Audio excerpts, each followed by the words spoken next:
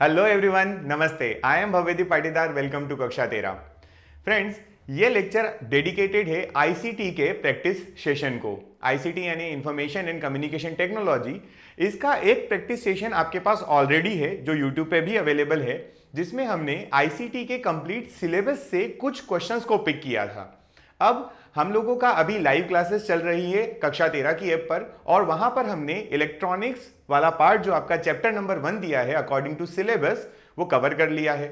उस सेशन के मतलब वो जो आपका सेक्शन कवर हुआ है, उस सेक्शन के इस वीडियो में हम लोग प्रैक्टिस सेशन लेकर आए हैं, मतलब कुछ क्वेश्चंस एमसीक्यू यहां पर इंक्लूड किए हैं। कंप्यूटर स्टार्ट हो गया है वहां पर। कंप्यूटर स्टार्ट जैसे ही फिनिश होगा, कंप्यूटर का भी एमसीक्यू सेशन आपको प्रोवाइड कर दिया जाएगा। तो चलिए स्टार्ट करते हैं, देखते हैं कि इलेक्ट्रॉनिक्स जो आपका चैप्टर दिया है उससे किस तरीके से क्वेश्चन बन सकते हैं। ठीक है, तो चलिए पहले क्वेश्चन की तरफ मूव करते हैं। देखते हैं, सबसे पहले लिखा है in which year internet started in India. है ना, आपको पता होना चाहिए कि इंडिया में इंटरनेट कब स्टार्ट किया गया है। तो बताइए, अगर आपको पता है तो इसका करेक्ट आंसर क्या होगा। पहला ऑप्शन दिया है 1995 में, 1985 में, 2000 में या 2005 में। तो अगर आप गैस भी करना चाहें तो देखिए 1985 तो वो वाला टाइम पीरियड है जब इंडिया में ऐसा कुछ एज सच इलेक्ट्रॉनिक्स का डेवलपमेंट नहीं हुआ था। तो कंप्यूटर, मोबाइल फोन्स, ये सब चीजें अवेलेबल नहीं थी। 2000 और 2005 की अगर अपन बात करें तो ये वो टाइम पीरियड है जब हम लोगों के पास इंटरनेट था, लेकिन सबके पास इसकी अवेलेबिलिटी या रीच नहीं थी।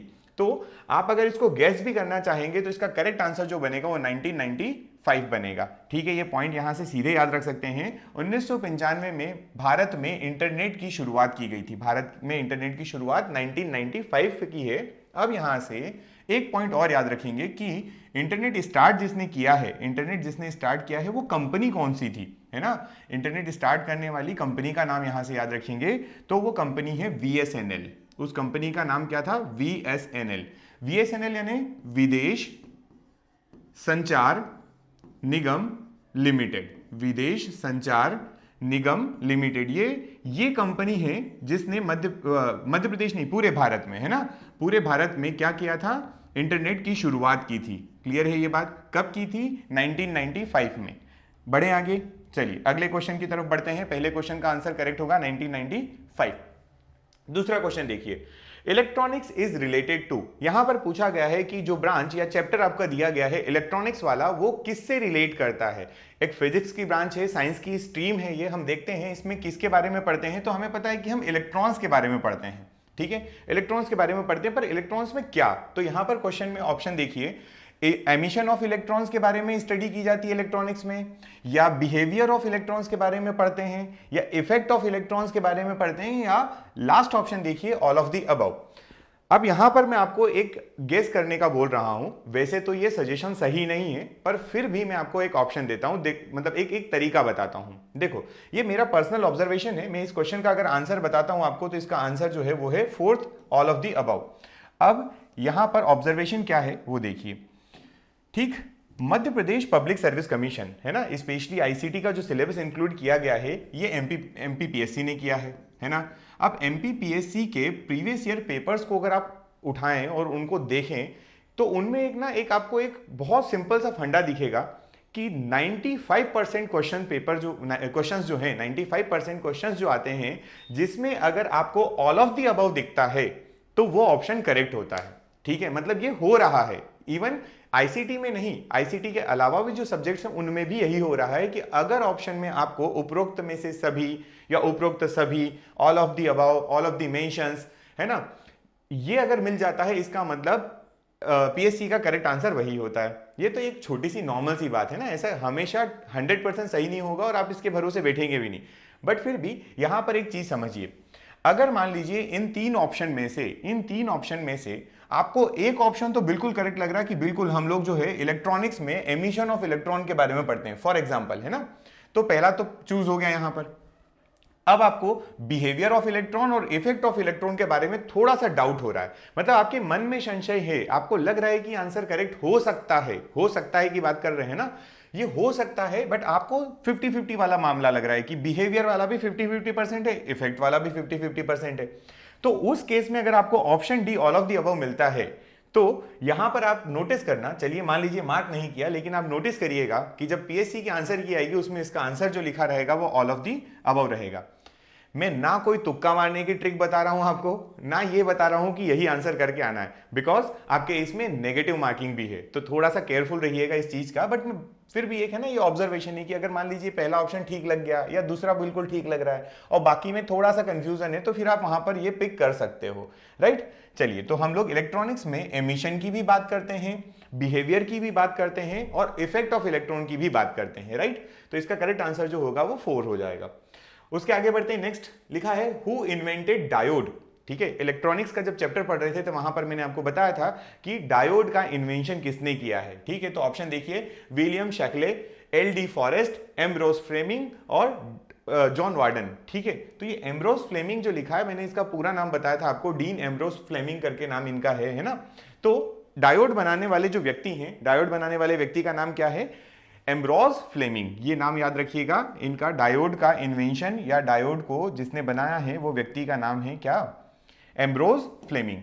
आपको इनके इन्वेंटर याद रखना पड़ेंगे, किसने किसको इन्वेंट किया है याद रखना पड़ेगा। पेपर में आप उठा के देख लीजिए, प्रीवियस ईयर में 1 या 2 क्वेश्चन आपको इससे रिलेटेड मिल जाएंगे। ठीक है, कभी फादर ऑफ आर्टिफिशियल इंटेलिजेंस पूछता है, फादर ऑफ कीबोर्ड पूछता है, इस तरीके से अलग अलग क्वेश्चन आपको पेपर में मिलेंगे, है ना।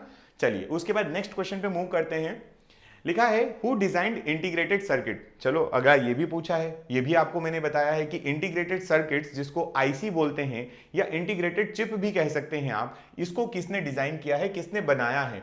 तो रॉबर्ट नॉइसी या जैक किल्बी, मतलब इन दोनों का कंबाइन है, Robert Noyce and Jack Kilby, Lee D Forest, Ambrose Fleming और जॉन वार्डन। इनमें से बताइए किसने किया है। अब इंटीग्रेटेड सर्किट बहुत कॉम्प्लेक्स था, मैंने वहां पर बताया था कि याद रखने का तरीका है कि 2 लोगों ने मिलकर किया होगा, क्योंकि बहुत कॉम्प्लेक्स होता है, बहुत डिफिकल्ट होता है ये। तो इनमें 2 नाम कौन से दिख रहे हैं, नॉइसी एंड किल्बी। बस ऐसे याद रख लीजिए इसको, कोई दिक्कत नहीं है, बड़ा आसान है ये, है ना। ठीक, तो इसका करेक्ट आंसर जो होगा वो क्या होगा, Robert Noyce and Jack Kilby correct answer होगा, राइट। यहां से आगे बढ़ते हैं, नेक्स्ट क्वेश्चन की तरफ मूव करते हैं, देखते हैं अगला क्वेश्चन क्या पूछा गया है हमसे। इसका करेक्ट आंसर ए है। नेक्स्ट क्वेश्चन देखिए, who gave the law of induction. ठीक है, आपको इंडक्टर के बारे में पढ़ाया था, इंडक्टर बताया था, इंडक्टर क्या होता है ना। कुछ इस तरीके का इसका शेप होता है इंडक्टर का, क्लोजली वाउंडेड कॉपर वायर या कोई भी मेटेलिक वायर होता है, जिसको आप एक किसी नॉन मेटेलिक मटेरियल के ऊपर क्या कर देते हैं, बेस के ऊपर वाउंड कर देते हैं और इसमें आप करंट फ्लो करवाते हैं। बताया था इंडक्टर, है ना, एनर्जी स्टोर करने का काम करता है और मैग्नेटिक फील्ड के थ्रू एनर्जी स्टोर करता है। सारी बातें अपनी हो चुकी है इन दी सिलेबस। अब यहां पर पूछा है कि ये लॉ ऑफ इंडक्शन जो है वो किसने दिए हैं। तो इस क्वेश्चन का आंसर अगर आपको नहीं भी पता हो तो आप लोगों ने जो फिजिक्स पढ़ी है हमने पहले, वहां पर भी इंडक्टर आता था, करेक्ट। और वहां पर इंडक्टर आता था तो वहां आता था इंडक्टेंस आता था, जिसको आप एल से लिखते थे, करेक्ट। तो ये जो इंडक्टेंस होता है, इस इंडक्टेंस की जो यूनिट है वो होती है हेनरी, है ना। उसकी यूनिट क्या होती है, हेनरी। एक तो पॉइंट ये याद रखिए आप, ठीक। और अगर आपसे क्वेश्चन ये पूछा जाए कि लॉ ऑफ इंडक्शन किसने दिए हैं, तो देखो हेनरी दिख रहा है, नहीं दिख रहा है। इसका करेक्ट आंसर जो है वो माइकल फेराडे है ना। फेराडे जो है उन्होंने इंडक्टेंस बनाया था। लॉ ऑफ इंडक्टेंस किसने दिए थे, इंडक्शन किसने दिया था, तो डायरेक्टली आपको याद रखना है फेराडे ने। क्लियर है ये बात, है ना।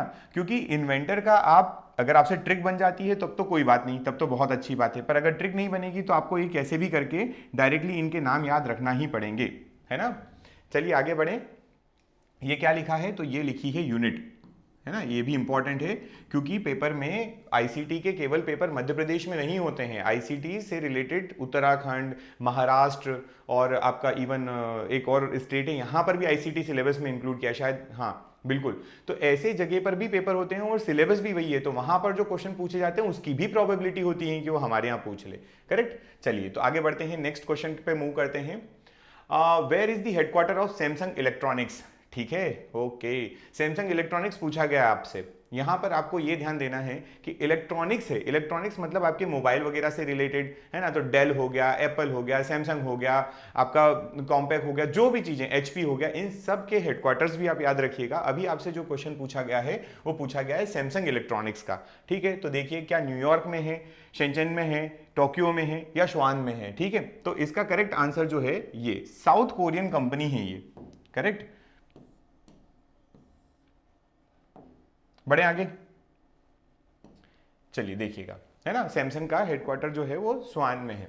Next, during which term the electronic department established in India. Okay, ये क्वेश्चन जो पूछ रहा है ये बोल रहा है कि किसके कार्यकाल में, है ना, ड्यूरिंग विच टर्म लिखा है ना, किसके कार्यकाल में भारत में इलेक्ट्रॉनिक डिपार्टमेंट जो है वो एस्टेब्लिश किया गया था। अब यहां से पॉइंट आपको याद रखना पड़ेगा कि किसका कार्यकाल है। तो पहले तो ये तो पता हो कि ये जो आप बोल रहे हैं ये हुआ कब है ना, हुआ कब है ये भी याद होना चाहिए। 1 सेकेंड,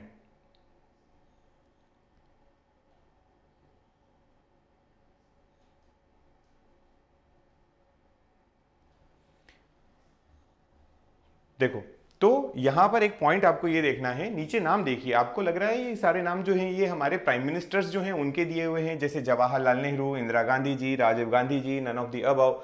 तो अब यहां पर देखना है, जवाहरलाल नेहरू जी का टर्म तो आप जानते ही हैं, जवाहरलाल नेहरू जी 1965 के पहले की बात है ये सब, है ना। फिर उनके बाद इंदिरा गांधी 1984 तक, और फिर उसके बाद राजीव गांधी जी आते हैं। तो जो आपका इलेक्ट्रॉनिक डिपार्टमेंट है, पहले तो आप ये देखिए कि जब आप इलेक्ट्रॉनिक्स पढ़ते हैं तो वहां देखते हैं कि इलेक्ट्रॉनिक्स डिपार्टमेंट जो है वो 1970 में एस्टेब्लिश हुआ था। भारत का जो इलेक्ट्रॉनिक डिपार्टमेंट है वो कब एस्टेब्लिश हुआ था? 1970। अगर 1970 में एस्टेब्लिश हुआ होगा तो थोड़ा सा जीके से कवर करिए, क्या जवाहरलाल नेहरू जी तब थे? बिल्कुल नहीं थे। राजीव गांधी जी क्या पीएम बन चुके थे? क्योंकि यहां पर पता है क्वेश्चन में टर्म लिखा हुआ है, राजीव गांधी जी थे जरूर लेकिन उनका टर्म नहीं चल रहा था, उनका कार्यकाल नहीं था ये। क्या इंदिरा गांधी जी का कार्यकाल था? बिल्कुल इंदिरा गांधी जी का कार्यकाल था, इसीलिए इस क्वेश्चन का जो करेक्ट आंसर होगा वो इंदिरा गांधी होगा। ठीक है, कैसे मार्क करना है समझे आप, है ना। हो सकता है क्वेश्चन सीधे ना पूछकर कहीं ना कहीं जीके से रिलेट करके दे दे, तो क्या बड़ी बात है, ठीक है, चल जाएगा, है ना। 1970 याद रखो, electronic department established in India in 1970, खत्म गेम। ठीक, चलिए नेक्स्ट बात करते हैं। When was the name changed of Information Technology Department to the Ministry of Electronics and Information Technology, MEITY? मैंने आपको जब लेक्चर पढ़ा रहा था तब भी ये बात बताई थी और अभी भी कि MEITY का फुल फॉर्म आपको याद रखना है। इस डिपार्टमेंट का नाम चेंज किया गया है, तो इसका करेक्ट आंसर 2016 है, सीधे सीधे याद रखना है, कोई बड़ी बात नहीं है इसमें। 2016 में MEITY का नाम रखा गया था। किससे डिपार्टमेंट चेंज हुआ है ये? तो पहले ये केवल इलेक्ट्रॉनिक्स डिपार्टमेंट था, है ना, इसका नाम पहले इंफॉर्मेशन टेक्नोलॉजी डिपार्टमेंट था, है ना। ठीक, चलिए बढ़े आगे, नेक्स्ट देखते हैं अगला क्वेश्चन क्या है हमारा। Electronic hardware technology park started in which year? Electronic hardware technology park started in which year? Option A 1991, 1993, 1995, 1997। Electronic hardware technology park अगर आपसे पूछा जाए तो इसका करेक्ट आंसर जो है ये 1993 है। कोई बड़ी बात नहीं है, आपको ऐसे तो याद रखना ही पड़ेंगे ये, क्योंकि पीएससी ऐसे क्वेश्चन भी पूछता है कि आपको वहां पर केवल ईयर याद होना चाहिए। अब देखिए इस क्वेश्चन का आंसर जो है आप तभी टिक कर सकते हो, तभी क्लिक कर सकते हो जब आप उसका एग्जैक्ट आंसर जानते हो। दिखने में छोटा सा क्वेश्चन है, ऑप्शंस भी आप देखो ईयर्स दिए हुए हैं, बस इतना सा है। आप अपने पेपर में देख लीजिएगा, एमपीजीके और आईसीटी मिलाकर आपको 2 या 3 या 4 क्वेश्चन तक आपके पेपर में जो क्वेश्चन आएंगे उसमें इवन 3 तो लगभग मिल ही जाएंगे आपको वो ईयर बेस्ड मिलेंगे। वो ईयर किसी का भी हो सकता है, तो यहां पर भी पूछा जा सकता है। Electronic hardware technology park started in 1993। Next question देखिए, during which 5-year plan development of electronics started in India? Okay, electronic department तो आपने बता दिया 1970 में स्टेब्लिश हुआ था during the term of prime minister Indira Gandhi ji, है ना। अब आपसे पूछा गया है कि कौन से 5-year प्लान में डेवलपमेंट स्टार्ट हुआ इलेक्ट्रॉनिक्स का, तो इसका मीनिंग क्या है? इसका मतलब सीधा सा वो पूछना चाह रहा है कि आपने स्पेशली उस 5-year प्लान में इसको फंडिंग की होगी, डेवलपमेंट के लिए इसके लिए प्लान्स बनाए होंगे आपने, है ना, डिफरेंट आपने क्या चलाई होगी, स्कीम्स चलाई होंगी। तो ये जो सारी बातें हैं स्कीम्स वगैरह की, प्लान की, ये सारी चीजें, फंडिंग वगैरह, ये किस समय की गई थी या कौन से 5-year प्लान में ये उद्देश्य रखा था हमने कि हम अब टेक्नोलॉजी या इलेक्ट्रॉनिक फील्ड में अब डेवलपमेंट करेंगे। तो इलेक्ट्रॉनिक के डेवलपमेंट के लिए जो 5-year प्लान था वो 7th 5-year प्लान था। ठीक है, ये पॉइंट भी सीधा आपको याद रखना पड़ेगा कि 7th 5-year प्लान में हम लोगों ने स्टार्ट किया था कि ज़्यादा से ज़्यादा हम इलेक्ट्रॉनिक्स के ऊपर क्या करेंगे, डेवलपमेंट के लिए पैसा वगैरह खर्च करेंगे। ठीक है, चलिए उसके बाद नेक्स्ट क्वेश्चन है, where is the headquarter of Apple company? बताने की बिल्कुल जरूरत नहीं थी अगर यहां पर क्वेश्चन कंट्री वाइज दिया होता। अगर कंट्री दी होती तो कंट्री आप सीधा बता देते कि वो यूएसए है। कंट्री क्या हो, कंट्री जो है वो आप सीधा बता देते यूएसए है, लेकिन यहां पर उसने क्या किया, यूएसए नहीं दिया, उसने प्लेस पूछा है, लोकेशन पूछी है। जैसे सैमसंग के लिए भी उसने साउथ कोरिया नहीं दिया था, है ना, उसने लोकेशन पूछी थी, वैसे ही एप्पल कंपनी की कंट्री पूछे तो यूएसए, लेकिन ऑप्शंस देखते हैं क्या वो कैलिफोर्निया में है, वॉशिंगटन में है, न्यूयॉर्क में है या नन ऑफ द अबव। ठीक, तो याद रखना एप्पल कंपनी जो है इसका हेडक्वार्टर जो है वो कहाँ है, कैलिफोर्निया में। एप्पल कंपनी का हेडक्वार्टर जो है वो कहाँ मिलेगा, कैलिफोर्निया में मिलेगा, करेक्ट। तो ये पॉइंट आप यहां से डायरेक्ट याद रखेंगे। नेक्स्ट क्वेश्चन की तरफ मूव करते हैं। क्वेश्चन नंबर नेक्स्ट देखिएगा, लिखा है विच of the following is not a semiconductor. Electronics पढ़ रहे हैं और सेमीकंडक्टर ना आए, पॉसिबल ही नहीं है ना। सेमीकंडक्टर्स आपको मैंने बताया है पहले भी, फिर से एक बार थोड़ा सा हिंट कर देते हैं। सेमीकंडक्टर मटेरियल क्या होते हैं, जो प्रॉपर्टी शो करते हैं between insulator and conductor. Insulator और कंडक्टर के बीच में जो प्रॉपर्टी शो करते हैं, है ना, जिनकी प्रॉपर्टी जो होती है वो इंसुलेटर और कंडक्टर के बीच में होती है, वो कहलाते हैं आपके सेमीकंडक्टर मटेरियल्स। ठीक है, मतलब ये क्या हो सकते हैं सेमीकंडक्टर, तो ये वैसे मटेरियल हो सकते हैं जो कंडक्शन करे इलेक्ट्रिसिटी का या कंडक्शन ना करे, दोनों तरीके से। इसको डिटेल में हम लोगों ने लेक्चर में पढ़ा है कि सेमीकंडक्टर क्या होता है, पूरा बताया डिटेल। सेमीकंडक्टर भी बताया है, कैसे बनते हैं वो भी बताया है, डायोड कैसे बनते हैं वो भी बताया है, डायोड कैसे करंट फ्लो करवाता है, कैसे करंट रोक देता है वो भी बताया।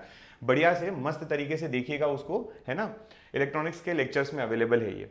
अब यहां पर आपसे क्वेश्चन जो पूछा था वो पूछा है कि कौन सा सेमीकंडक्टर नहीं है, तो पढ़िए ऑप्शन देखिए, सिलिकॉन, सेलेनियम, जर्मेनियम या क्रिप्टॉन। तो यहां पर अगर आप देखेंगे तो इसका आंसर भी आपको जरूरी नहीं है कि बिल्कुल रटा हुआ हो। ठीक, इसका आंसर अगर रटा हुआ नहीं होगा तब भी आप आंसर कर सकते हैं। कैसे करेंगे, ठीक, तो देखो आप इन चार ऑप्शन में देखिए, यहां पर क्वेश्चन पूछा हुआ है is not a semiconductor. Not a मतलब तीन सेमीकंडक्टर हैं, एक नहीं है। तो सेमीकंडक्टर में जनरली हम लोग सिलिकॉन और जर्मेनियम की तो बात करते ही करते हैं, और अगर नहीं भी पता है तब भी आप अपनी जब पीरियोडिक टेबल देखेंगे तो उसमें ये पाएंगे कि हमारे कुछ एलिमेंट्स होते हैं जिनका एलिमेंट्स का पहला आप यहां देखिए कि यहां पर वैलेंसी 3 वैलेंसी वाले, फिर आपकी 4 वैलेंसी वाले, फिर 5 वैलेंसी वाले, फिर 6 और 7 और वैसे वैलेंसी वाले क्या रहते हैं, एलिमेंट्स होते हैं। 3 वाले कौन है, तो जैसे आपका एल्यूमिनियम हो गया, है ना, जैसे आपका गैलियम हो गया, है ना, आपका इंडियम हो गया, थेलियम हो गया, ये सब जो है ये क्या है, ये जिनकी वैलेंसी 3 है। 4 वैलेंसी वाले कौन है ना, ये देखा है, ठीक, तो ये आपके 4 वैलेंसी वाले हो गए। तो 4 वैलेंसी वाले जो एलिमेंट्स होते हैं जनरली ये सेमीकंडक्टर बनाते हैं। ये 4 वैलेंसी जिनकी होती है वो सेमीकंडक्टर बनाते हैं। और इधर कौन हो जाएगा, जिनकी 5 वैलेंसी होती है तो नाइट्रोजन, फॉस्फोरस, आर्सेनिक, है ना, एंटीमनी, बिस्मथ, ये आते हैं।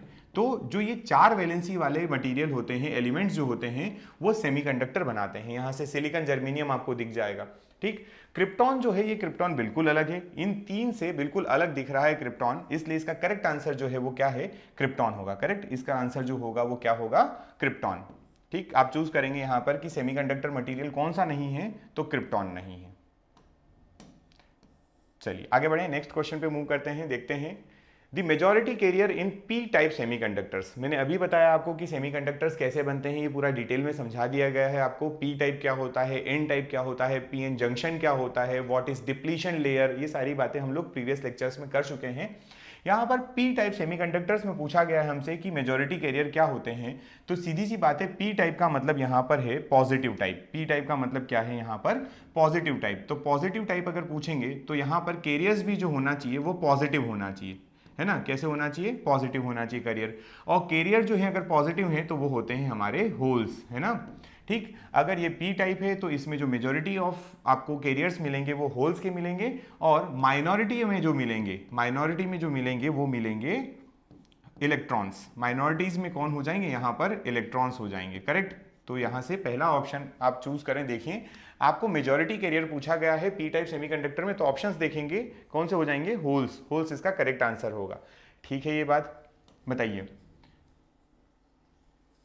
ये बस ऑब्जेक्टिव क्या होता है, ऑब्जेक्टिव आपका इंप्लीमेंटेशन है कि जो आपने पढ़ा हुआ है, जो आपने थ्योरी पढ़ी है वो आप इंप्लीमेंट कर पा रहे हैं या नहीं कर पा रहे हैं, किस तरीके से पढ़ी है, क्या आपसे ऑब्जेक्टिव्स बन रहे हैं या नहीं बन रहे हैं। ठीक, चलिए अगला क्वेश्चन देखते हैं। Which of the cities of Madhya Pradesh are selected for development of Indian electronic manufacturing cluster. Okay, कौन कौन सी सिटी ऐसी हैं जिनको सिलेक्ट किया गया है कि वहां पर इलेक्ट्रॉनिक मैन्युफैक्चरिंग क्लस्टर बनाया जाए, और वो भी कौन सा है, इंडिया लेवल का। ठीक, तो देखते हैं जरा ऑप्शंस देखिए, पेयर में दिए हुए हैं, Sagar and Gwalior, Bhopal and Jabalpur, Indore and Bhopal, Indore and Ujjain. अगर इस क्वेश्चन का आंसर आप मुझसे पूछें तो मैं डायरेक्टली आपको बताऊंगा कि इसके लिए जो सिलेक्ट की गई है वो किया गया है भोपाल एंड जबलपुर को। किसको पिक किया गया है? दो सिटीज हैं भोपाल और जबलपुर, जिसको इलेक्ट्रॉनिक मैन्युफैक्चरिंग क्लस्टर बनाना है, ठीक है। जबकि अगर यहां से सिंपल क्वेश्चन आता जो आईसीटी से जरूरी नहीं है कि हो, है ना, अगर आपसे ये पूछ लेता कि where is the electronic park, अगर आपसे क्वेश्चन पूछ लेता कि where is the electronic park in Madhya Pradesh, तो आप यहां पर डायरेक्टली ये मैन्युफैक्चरिंग क्लस्टर वगैरह नहीं, इलेक्ट्रॉनिक पार्क अगर पूछा जाए तो आप आंसर करिएगा वो कहां पर है, तो इंदौर में है। इलेक्ट्रॉनिक पार्क इन मध्य प्रदेश जो है वो कहां पर है? इंदौर में। ठीक, ये एमपी जीके का क्वेश्चन है, इधर का नहीं है, बट बता दिया ताकि आपको इसमें कंफ्यूजन ना हो। अब भोपाल और जबलपुर को सिलेक्ट किया गया है to develop Indian electronic manufacturing cluster. Next question पे मूव करते हैं। Where is the national physical laboratory situated in India? ठीक है, where is the national physical laboratory. ठीक, ये सीधा सीधा इसका आंसर आपको याद होना चाहिए, it is in new Delhi. ठीक है, नेशनल फिजिकल लेबोरेटरी जो है कहां पर है? न्यू दिल्ली में है। ठीक, ऐसा ही हमारे इंडिया में एक केमिकल लेबोरेटरी भी है, नेशनल केमिकल लेबोरेटरी भी है, तो वो भी यहां से याद रख लेंगे, national chemical laboratory, national chemical laboratory.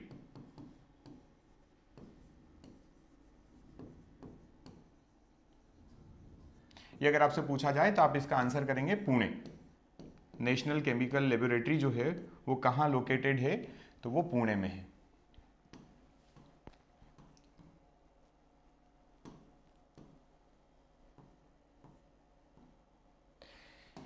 चलिए बढ़े आगे। Next, who discovered electron? Okay, electron किसने डिस्कवर किया है? Fleming, Rutherford, J Thomson, Newton. बताइए, इलेक्ट्रॉन डिस्कवर करने वाले व्यक्ति का नाम जे थॉमसन। आपको तीनों कैरियर जो आपके जो मॉलिक्यूल्स होते हैं, सॉरी मॉलिक्यूल बोल रहा हूँ, पार्टिकल्स होते हैं, जैसे इलेक्ट्रॉन हो गया आपका, है ना, प्रोटॉन हो गया और न्यूट्रॉन हो गया, इन तीनों के बारे में याद होना चाहिए। 1 सेकेंड, है ना।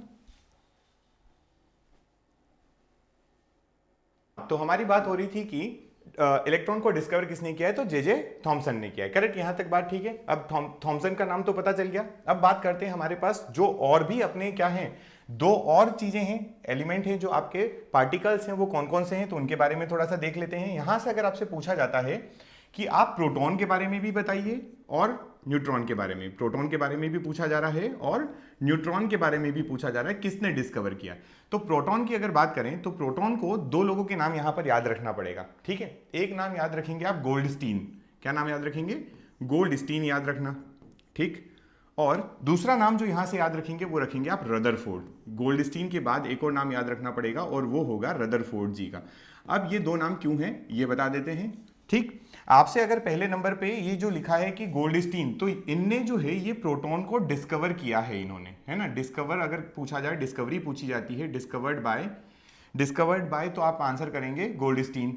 लेकिन अगर आपसे पूछा जाता है कि ये जो आपका प्रोटॉन है, प्रोटॉन का नाम किसने दिया है, तो प्रोटॉन जो नाम दिया गया है ना, नेम गिवन बाय, ये कौन है? तो वो है रदरफोर्ड। इन्होंने बताया था कि ये प्रोटॉन के नाम से जानेंगे या प्रोटॉन कहेंगे इसको। ठीक, वहीं पर बात करते हैं न्यूट्रॉन की। तो न्यूट्रॉन किसने डिस्कवर किया है? तो इसके लिए आप नाम याद रखेंगे चैडविक। इनके लिए आप याद रखना जेम्स चैडविक है ये, इस व्यक्ति ने न्यूट्रॉन की खोज की थी, है ना। चलिए क्लियर यहां तक। चलिए इसको हटा देते हैं, है ना। ठीक, बढ़े आगे। अब नेक्स्ट क्वेश्चन देखिए क्या लिखा है। Where is the first greenfield electronic manufacturing cluster is established in India? यहां पर इंडिया के रिस्पेक्ट में पूछा है, established in India पूछा है। ठीक है, तो यहां देखना है कि इंडिया में मैन्युफैक्चरिंग क्लस्टर जो है वो भी कौन सा? Greenfield electronic. ग्रीनफील्ड किसको कहते हैं? जो बिल्कुल नया फ्रेश जगह पर बनाया जाता है उसको ग्रीनफील्ड कहते हैं। तो ये कहां पर स्टेब्लिश हुआ है? ऑप्शंस देखिए, इंडिया का पहला पूछा जा रहा है भोपाल, जबलपुर, इंदौर, ग्वालियर, ये 4 ऑप्शन है। एमपी की सिटीज है, मतलब ये मध्य प्रदेश में स्टेब्लिश हुआ है। अगर स्टेट वाइज आता तो एमपी करेक्ट आंसर हो जाता। बात यहां पर है किसमें? तो यहां से याद रखना भोपाल में स्टेब्लिश किया गया है ये आपका greenfield electronic cluster, manufacturing cluster जो है ये भोपाल में स्टेब्लिश्ड है। ठीक है, चलिए नेक्स्ट क्वेश्चन पे मूव करते हैं, देखते हैं। Where is the headquarter of national institute of electronics and information technology, NIETIT? NIEIT जो है, national institute of electronics and information technology जो है, ये कहां पर है ना, ये पूछा गया हेडक्वार्टर है या इंस्टीट्यूट ही कहां पर है। ये करेक्ट आंसर इसका न्यू दिल्ली है। ये कहां पर है? न्यू दिल्ली में। कोई बड़ी बात नहीं, आपको डायरेक्टली ये याद रखना पड़ेगा। इसका हेडक्वार्टर कहां मिलेगा? न्यू दिल्ली में मिलेगा। चलिए नेक्स्ट क्वेश्चन को देखिए। Which gas is filled in the domestic tube light. हमारी जो ट्यूबलाइट्स होती हैं, जो पहले जिसमें गैस फिल की होती थी, है ना, जो जिसके दो टर्मिनल्स होते हैं, एक एनोड और एक कैथोड होता है, इलेक्ट्रॉन्स मूव करते हैं। आपने उसकी प्रोसीजर अगर पहले पढ़ी होगी, 12th में बिल्कुल पढ़ाई जाती है, 11th-12th में। तो उसमें कौन सी गैस को फिल किया जाता है? Argon sodium vapour, neon sodium vapour, argon mercury vapour, neon mercury vapour. याद रखना, जो डोमेस्टिक या हमारे घरों में ट्यूबलाइट होती थी उसमें आर्गन मरकरी वेपर फिल की जाती थी। क्या फिल करते थे? Argon mercury vapour. इसका कोई वो नहीं है, आपको ये डायरेक्टली याद रखना पड़ेगा। और ये गैस इसलिए फिल की जाती थी आर्गन, क्योंकि ये इनर्ट गैस है ना। ये कैसी गैस है? इनर्ट गैस है। इसमें जो है, जब ऐसा टर्मिनल बने हुए होते थे, मैं आपको थोड़ा सा हिंट कर देता हूँ, बहुत ज़्यादा इसको डिटेल में करने की जरूरत नहीं है। मान लीजिए ये ट्यूब है ना, जो आप ट्यूबलाइट कह रहे हो उसकी ट्यूब ये है। एक आपने मान लिया क्या है, एक एनोड और एक कैथोड हो गए। जब इलेक्ट्रॉन्स मूव करेंगे यहाँ से, ठीक है, तो इलेक्ट्रॉन्स मूव करते हैं तो रास्ते में गैस मिलती है उनको, और गैस जो मिलती है उससे वो टकराते हैं, है ना। तो आर्गन और मरकरी की वेपर होती है वहां पर, उससे वो टकराते हैं और टकराने की वजह से कोलिजन होता है, और कोलिजन की वजह से वहां पर वो जो संघट्य होता है उसकी वजह से वहां पे लाइट इल्यूमिनेशन होता है, लाइट इंटेंसिटी दिखाई देती है, उसी वजह से हमारी ट्यूबलाइट चमकती है। पर हम लोग यहाँ पर आर्गन गैस क्यों लिए हैं? आर्गन इसलिए लिया हुआ है क्योंकि अगर आर्गन नहीं लेते, कोई और गैस लेते, तो वो आयोनाइज्ड हो जाती है बहुत जल्दी, इसलिए यहाँ पे आर्गन यूज करते हैं। इतना डीप में जाने की जरूरत नहीं है ना, छोड़ो, वो फिजिक्स की बातें हैं, उनको हटाओ। आप अभी अपना ये देखिए कौन सी गैस फिल की होती है, आर्गन एंड मरकरी। अभी डोमेस्टिक ट्यूबलाइट की बात है। अगला फ्लोरोसेंट ट्यूब जो होता है आपका, फ्लोरोसेंट ट्यूब जो होती है, इसमें कौन सी गैस भरी होती है? तो इसमें नियॉन, सोडियम, मरकरी। इसमें याद रखना मरकरी एंड नियॉन फिल की जाती है। इसमें मरकरी एंड नियॉन को फिल किया जाता है, ठीक है। आपकी फ्लोरोसेंट ट्यूब जो होती है उसमें मरकरी एंड नियॉन को फिल करते हैं। आगे बढ़ें। ये सीधे वन लाइनर टाइप के क्वेश्चन हैं, इनको आपको किसी भी तरीके से याद रखना है बस। Next, what is the full form of FPD का फुल फॉर्म पूछा गया है। अगेन मैं आपको ये भी बता दूं कि आपके पेपर में कंप्यूटर और इलेक्ट्रॉनिक्स वाले चैप्टर या आईसीटी की बात करें तो वहां पर एक या दो क्वेश्चन, एक आध क्वेश्चन आपको इस तरीके से भी मिल जाएगा कि इसका फुल फॉर्म क्या है। आपके पास 10 से 12 चैप्टर हैं टोटल, उन चैप्टर्स में देखेंगे तो आपको वहां पे फुल फॉर्म्स मिलेंगे। अभी यहाँ पर जो क्वेश्चन पूछा है एफपीडी पूछा है। ऑप्शंस देखते हैं।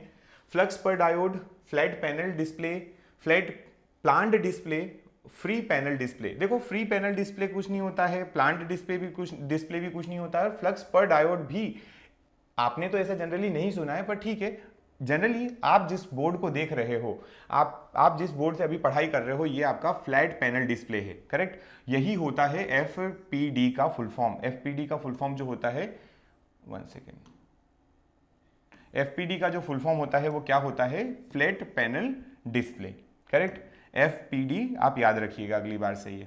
चलिए नेक्स्ट क्वेश्चन पे मूव करते हैं। हु स्टडीड होना चाहिए।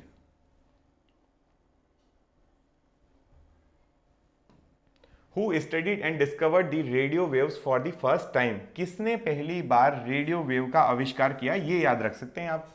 तो रेडियो वेव आप याद रखना, जैसे रेडियो जो है ना, रेडियो वेव्स जो है, रेडियो याद रखेंगे, हर्ट्ज याद रखेंगे, इनका नाम क्या है? हर्ट्ज। हर्ट्ज ने पहली बार रेडियो वेव को डिस्कवर किया था, ठीक है। चलिए इसके बाकी ऑप्शन देखने की जरूरत नहीं है, यही इसका करेक्ट आंसर है। हर्ट्ज जो है इन्होंने पहली बार रेडियो वेव को डिस्कवर किया था। नेक्स्ट बात करते हैं, when was the department of standardisation testing and quality certification, STQC। Paper में केवल STQC आया था, फुल फॉर्म नहीं आया था। फुल फॉर्म मैंने इसलिए मेंशन कर दिया है क्योंकि ये फुल फॉर्म भी आपको याद होना चाहिए, ठीक है।